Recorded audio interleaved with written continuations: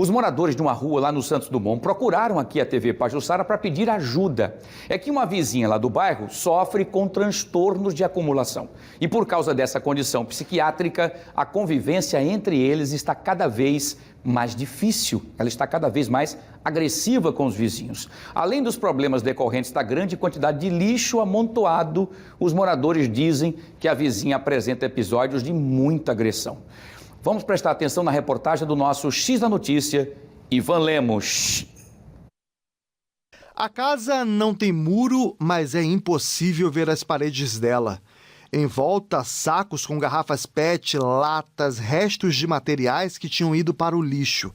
É tanta coisa que as plantas que ficam em volta da casa estão escondidas. A dona da casa é esta senhora que nós não vamos mostrar o rosto. Ela tem visivelmente problemas psiquiátricos. As frases que ela fala são desconexas. Os vizinhos contam que ela acumula materiais dentro e fora de casa há pelo menos 8 anos e que a situação se agravou depois que o único filho foi fazer faculdade no Rio de Janeiro e não estaria procurando mais a mãe. Em 2018, a TV Pajuçara chegou a fazer uma reportagem com ele, mostrando que o rapaz venceu uma Olimpíada de Matemática usando a luz do poste, porque a energia da casa estava cortada. 5 anos depois, o imóvel continua sem energia elétrica. Quem mora na Travessa Inailda Félix de Oliveira, no Santos Dumont, diz que há infestação de ratos e escorpiões. Quando o meu filho mais velho foi no quarto, quando acendeu a luz, do ladinho tinha escorpião. Sempre está entrando escorpião aqui. De 1 vez a 2 na semana eu mato escorpião. Bastante barata. Mosquito nem se fala. Os moradores contam que quase todos os dias a senhora tem crises e fica agressiva. A Irani já sofreu uma dessas agressões e chegou a registrar o caso na polícia. Ela já me agrediu há uns anos atrás e foi preciso eu abrir um BO contra ela. Um funcionário da Companhia de Energia Elétrica chegou a ser impedido de fazer a leitura do medidor. Ela corre atrás dele, para ele não tirar a leitura, diz que ele está roubando ela.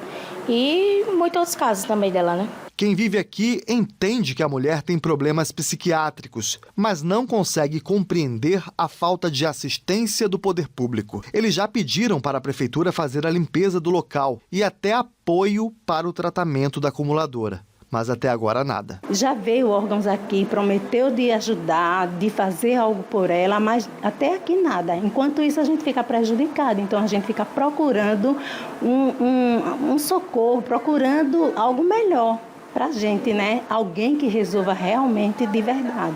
A compulsão por acumular objetos é considerada uma doença. Desde 2013 se chama transtorno de acumulação. Só que muitas vezes essa doença só demonstra sinais depois dos 40, 50 anos. E aí ela vem acompanhada de outros problemas psiquiátricos.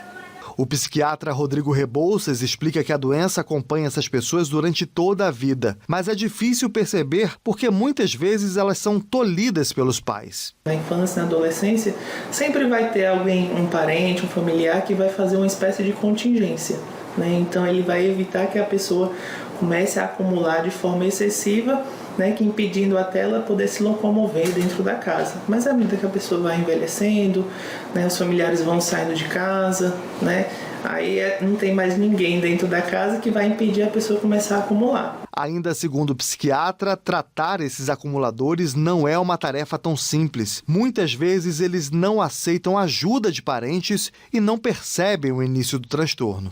O tratamento é difícil porque ele envolve a vontade da pessoa, ele envolve a crítica. Então, a maioria dos pacientes, né, que tem o transtorno de acumulação, eles não têm a crítica, né? Ou seja, eles não percebem que aquilo ali está trazendo prejuízo, está trazendo riscos. Então, o tratamento é difícil, né? A gente pode lançar mão de alguns medicamentos, alguns antidepressivos, tratamento de outras comorbidades, né, como ansiedade, depressão, esquizofrenias, as demências. Mas se a gente pensar numa abordagem não farmacológica, o melhor seria uma abordagem cognitivo-comportamental, onde o terapeuta ele vai começar a fazer treinamentos, né, treinamentos para tomada de decisão e uma habituação ao descarte. Então, que a pessoa comece a habituar, né, a descartar e não acumular.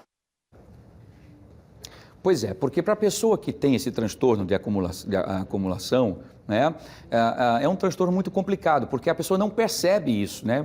Tem muitos casos, chamam até de pessoas como formiga, que leva tudo para o formigueiro. Enfim, elas pegam as coisas e vão guardando, elas têm dificuldade de se desfazer dessas coisas. E vai chegando uma hora que ela já não consegue mais nem ficar num ambiente saudável, porque está tudo com tudo que ela pega na rua. Então, se você vai lá, tira tudo isso de forma assim traumática, você cria um problema ainda maior para uma pessoa que já tem problemas psiquiátricos. Por isso que é importante, como disse o profissional, uma pessoa com psicólogo conversando aos poucos para tentar convencer essa senhora a entender que precisa retirar essas coisas, mas sem traumas, sem problemas nenhum, até que ela consiga também uma ajuda e ser internada que ela está precisando, antes que aconteça uma tragédia, não é?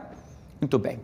A Secretaria Municipal de Saúde informou que o caso que nós mostramos agora na reportagem é acompanhado há cerca de 6 anos com inúmeras intervenções dos vários órgãos que compõem a rede de apoio para situações de acumuladores.